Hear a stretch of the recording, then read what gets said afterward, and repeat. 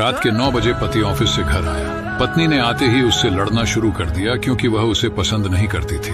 पति ने कहा, मुझे खाना तो दे दो, बहुत भूख लगी है। पत्नी बोली, खुद जाकर खा लो, मुझे नींद आ रही है। पति चुपचाप सुनता रहा और पत्नी पूरी रात उससे लड़ती रही। जब सुबह हुई तो पति ने कहा, मुझे नाश्ता तो दे दो।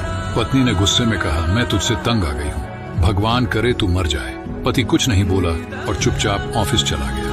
पत्नी अपने बच्चों को स्कूल से लेकर वापस आ ही रही थी तो उसने देखा घर के सामने भीड़ लगी हुई थी।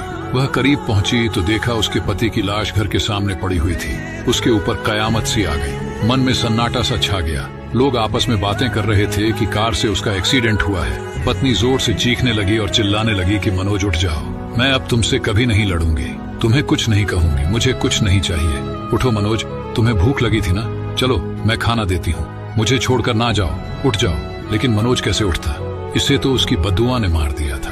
मनोज के जाने के बाद पत्नी को दुनिया के रंग नजर आने लगे, रिश्ते बदलते दिखने लगे, उसके अपने उससे मुंह मोड़ने लगे, दुनिया के लोग उसे गंदी नजरों से देखने लगे।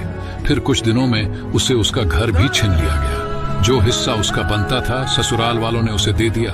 पति के मरने के बाद उसे एहसास हुआ कि पति जैसा भी हो, चाहे पसंद का हो या नापसंद का, लेकिन औरत के सर का ताज होता है। अगर सहमत है तो कमेंट में यस जरूर लिखें।